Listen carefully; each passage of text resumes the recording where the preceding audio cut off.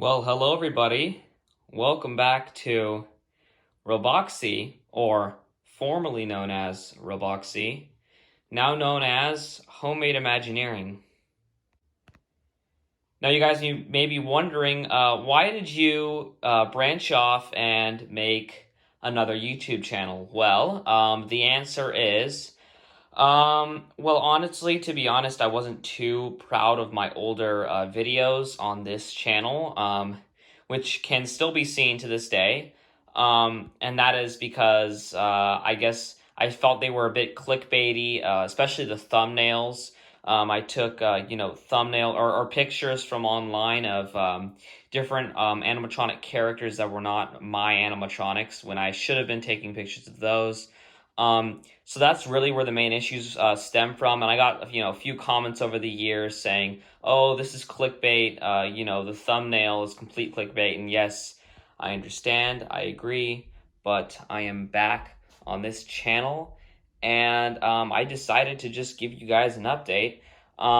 So for those of you who haven't been aware of what I've been up to in the past, I guess, year or two, well, I created another channel called Homemade Imagineering, which is now deleted, because I decided that I wanted to just grow this channel, because it already has a larger following. Community is, or the audience is a bit more established to me, if that makes sense, and I just thought it was easier. So, for those of you who haven't seen my other videos on Homemade Imagineering, these are my two latest creations. This is an animatronic dinosaur that I built a while back, and this is an animatronic, it's a Small World doll. Now I'll tell you guys about these two. So for this one, starting off, I went to my local Halloween store, which is year-round, and they have these dinosaur masks. And since I don't know a whole lot about molding and casting, especially with latex and silicone, I decided to just buy a pre-made mask, and from there I used the measurements from inside this mask to make a mechanism for him that would fit on the skin really well.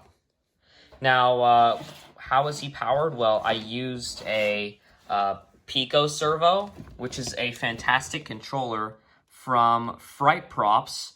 They have a website where they sell all types of different controllers for Halloween props. You may want to build animatronic controllers. This is a servo controller, and it's right there. You can't really see it too well, but it's very easy to program. There's a little slider here, a button, and I highly recommend you guys go ahead and check it out. Again, it's the Pico servo, and that's one word, no spaces. So if you want to go check that out online for yourself, if you ever want to build an animatronic on of your own, you guys can go and check that out. I highly recommend it. It's a very useful controller. I really had a very easy time programming this character, especially compared to my Alien, which you guys remember from Roboxy, which was powered by Arduino. And I just felt like for animatronics, I kind of prefer a more,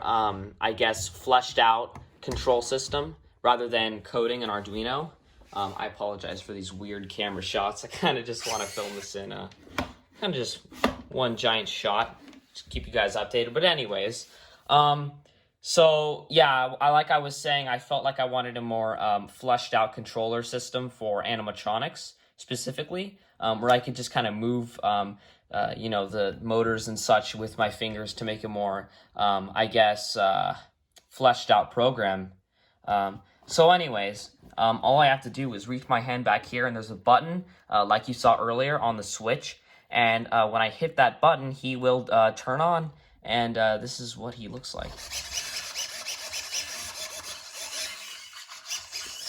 So just from here, you can see he has a jaw up and down movement. You can see this part moving right here. He has a nose movement, so he can snarl and do all the things that a dinosaur does, look angry. And if you look here, he has a tongue movement as well. It's kind of minimal, kind of hard to see. It's very subtle motion, but it's just another, one of his cool features. And that's pretty much it. He's not extremely advanced, but I still think he is one of my favorites I have done, especially because the servos I used in him were much more higher quality than these micro servos right here, which I used in my Alien. And these tend to break often, especially when left on for, I guess, 15 minutes or more. And with these servos, Metal Gear servos, very high torque, you can, turn them on many times. They're very useful. They're just, your standard hobby servos you can find on Amazon, and they're extremely powerful. These are very powerful servo motors, and I highly recommend you buy, I guess, Metal Gear high torque servos off of Amazon. So that's that. I'm gonna go ahead and turn them off here. Okay, so on to my next animatronic figure. This is the Small World doll. Now, I created this figure out of clay. I sculpted this figure out of clay, and as you can see, he has arms, kind of, very small hands, because obviously it's supposed to be like a doll, especially like the ones in the rides have very small arms, very small hands. And then his head I sculpted as well. I sculpted the front portion. So I sculpted, what you're seeing is everything in the front here is sculpted, because initially this was a shell, so it was just like this, if that makes sense. So it was just this part right here, and then if you turned them around previously, back a few months ago, this was just empty, and you can see inside the clay because it was hollow. But I decided that I wanted to make it a little bit more fleshed out, so I added some more, I guess, support back here, and I added some newspaper. I paper maché'd the thing, and then I painted over it. I put gloss on it. I did all that stuff, and I know it looks a bit, rough maybe, but that's kind of how it had to be done, because there's kind of no other way to really make it work. If I were to sculpt another piece of clay, it would just be an extra expense. But this works. It's holding on. This back end of the head is holding on to the front end very well. It hasn't failed at all, and it's honestly very sturdy. And I reinforced it multiple times. I reinforced the head, which is connected to a PVC pipe right here. And I reinforced it with hot glue, all kinds of things. This is his neck. It's very ugly, but obviously you're not going to see that when the dress is over it. So anyways, this doll also has a hat. I just took it off to show you guys the entire, what the head looks like. And I'll put this hat back on. And yes, I know in my previous videos on my channel, on my Homemade Imagineering channel that I made, like I've mentioned many times in this video, I got a few comments. He does look a bit freaky. So I understand that. It's kind of part of the uncanny valley, which is a whole thing that you guys should definitely check out. It's a whole entire thing that regarding, I guess, robotics and humans. It's very complicated. I highly recommend you guys go check out what the uncanny valley is to fully understand why the human brain reacts to this kind of stuff and initially takes it in as something terrifying. Oh, it's going to eat me. It's going to kill me. It's going to, I don't know, all that stuff. Killer dolls, spooky, ooh, whatever. But that's fine if you see this doll as very terrifying. I don't mind, because I can see why. But anyways, so yeah, this is one of my other creations, and I'm fairly proud of this one, because I don't have a whole lot of experience in sculpting, and I personally like the way I sculpted the front of his face. And I also hand painted his eyeballs. So as you can see, it's blue right here, and then in the middle he has a I guess black dot, and he has eyebrows too, which I fully painted. Everything's hand painted. Everything is handmade about this guy, which is one of my favorite things. There's nothing that I just bought from a store. All of this was my work, created with my hands. So that's one of my favorite things about him.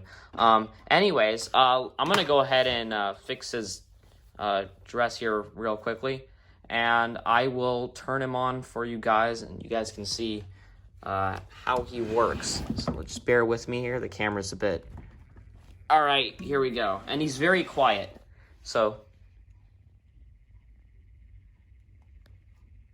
and he's just moving side to side, up and down.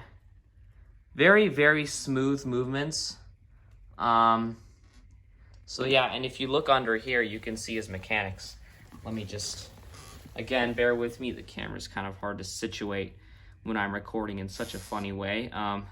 So yeah, that's what his insides look like. A very simple side to side turn mechanism. And if you want to know what the motor I used, is it's a synchronous motor. And synchronous motors are used in those reindeer props at Christmas time. You may see the ones that are covered in metal mesh, made out of a metal mesh, and they have a reindeer motor, which is the same thing as a synchronous motor. It just has a plastic case, and it's wired up in there, so it can constantly be going on a loop.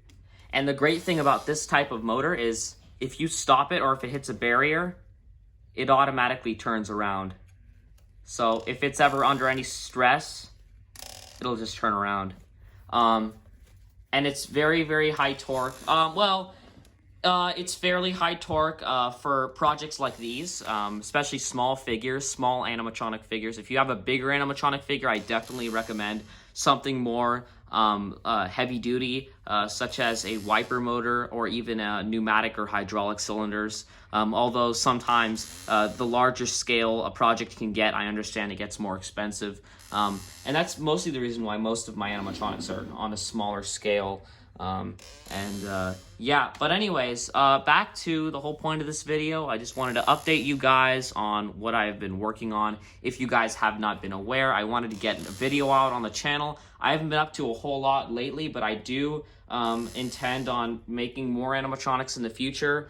My next one is probably going to be a pirate animatronic, so stay tuned for that. I don't want to set any dates for you guys about when things are going to be released because I don't know, what life will throw at me or what things might get in the way, or, you never know. So I don't want to make any promises. I'm not too active on this channel, and that's kind of something you can see from my last upload date. And even on Homemade Imagineering, I was unactive for a few months just because I couldn't find anything to post. But I will try to post more on this channel. Yeah, I'll try to keep you guys updated from time to time. So if I take long breaks on this channel, if I take long breaks in between videos, I upload a video and then I take a long time before I upload the next video.